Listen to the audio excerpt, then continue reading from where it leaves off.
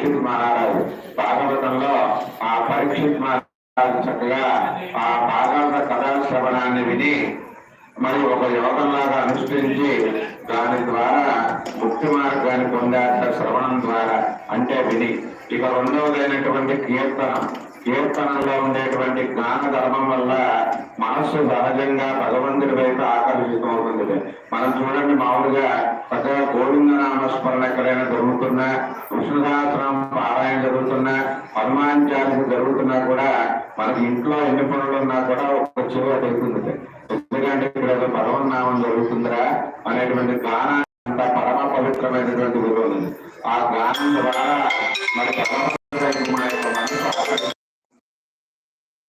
మరి పొందే ఆయన యొక్క మోక్ష మార్గాన్ని కూడా నమో నారాయణాయ మన ఇష్టదైవం ఏదైతే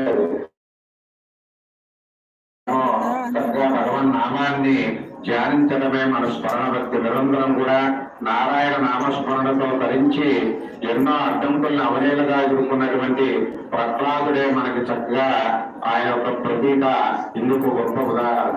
మరి తరువాత పాదసేవనం అంటే మనం పెద్దవాళ్ళు రాగానే పెద్దవాళ్ళు వచ్చారా నమస్కారం చేసుకొని పాదాలు పెడుతూ ఉంటాం. మరి అట్లా భగవంతుని యొక్క పాదాలని, గురువుల యొక్క పాదాలని సేవించడమే పాదసేవన యొక్క భక్తి. అన్నయ్య అన్ని కూడా ఉద్దేశంతో లక్ష్మణుడు చక్కగా రాముణ్ణి నిత్యము కూడా ఆ పాదసేవ చేసిన తర్వాత ఏ పనైనా కూడా చేసేవాడు.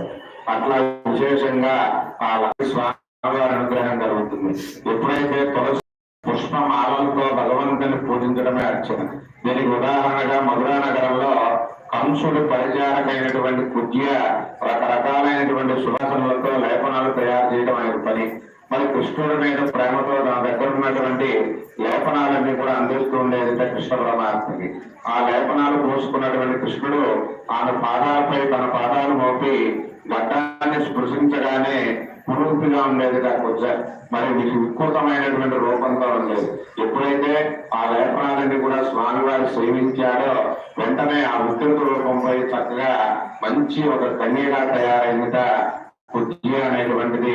అదేవిధంగా పృథు చక్రవర్తి కూడా ఇందుకు ఉదాహరణ. ఇక తర్వాత వందనం. చక్కగా భక్తి శ్రద్ధలతో భగవంతుని నమస్కరిస్తే అదే వందన భక్తి. దీనికి ఉదాహరణ అక్రూరుడు.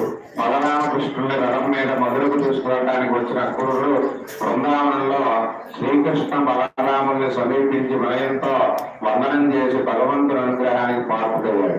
ఈ తర్వాత ఏంటంటే దాస్యం.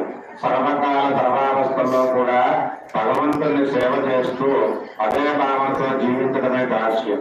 శ్రీకృష్ణుని చరణ సేవా భాగ్యాన్ని కోరుతూ నీ దాస్యంబు చేయని జన్మమేలయ్యా అని చెప్పి రుక్మిణి చక్కగా భక్తిని ప్రదర్శించిన కృష్ణ పరమాత్మ దగ్గర. మరి గరుత్మంతుడు ఆంజనేయ స్వామి కూడా చూడండి, గరుడ వాహనం చూసినా హనుమత్ వాహనం చూసినా రెండు చేతులతో మనకి ఇట్లా చూపిస్తూ ఉంటారయ్యా, విమోలయ్యా నాకు దిక్కు అని.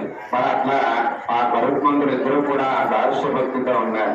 ఈ తర్వాత సఖ్యం అంటే భగవంతుణ్ణి స్నేహితుడుగా భావించి ఆయన గుణగణాలన్నీ కూడా అలవర్చుకోవటమే సఖ్య భక్తి.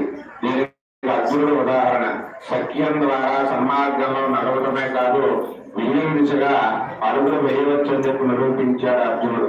ఇక చివరిగా ఆత్మనివేదన అంటే మన మనస్సులో చక్కగా స్వామి వారి దగ్గర విన్నవించుకుంటే, మన మనస్సులో ఉన్నటువంటి కోరికలన్నీ కూడా విన్నవించుకుంటే స్వామి అనుగ్రహం కలుగుతుంది. మనోవాక్కాయ కర్మలతో భగవంతుణ్ణి తనను తాను అర్పించుకోవడమే ఆత్మనివేదన భక్తి.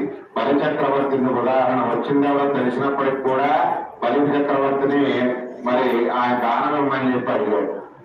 వచ్చిందెవరో తెలిసినప్పుడు కూడా ఇచ్చిన పాట నిలబెట్టుకోవటానికి తనను తానే అర్పించుకున్నాడు, ఆత్మ నివేదన చేసుకున్నాడు బలి చక్రవర్తి. ఇట్లా ఈ 9 రకాలైనటువంటి భక్తులతో, మనం నవవిధ భక్తులతో స్వామివారిని ఎప్పుడైతే అనుగ్రహిస్తామో, స్వామివారి యొక్క ఆరాధన చేస్తామో, అప్పుడు స్వామివారి యొక్క సంపూర్ణమైన అనుగ్రహం మనకి సంపాదిస్తుందని చెప్పి విశేషంగా ఈ కార్యక్రమాన్ని మనం చేసుకుంటూ ఉన్నాం.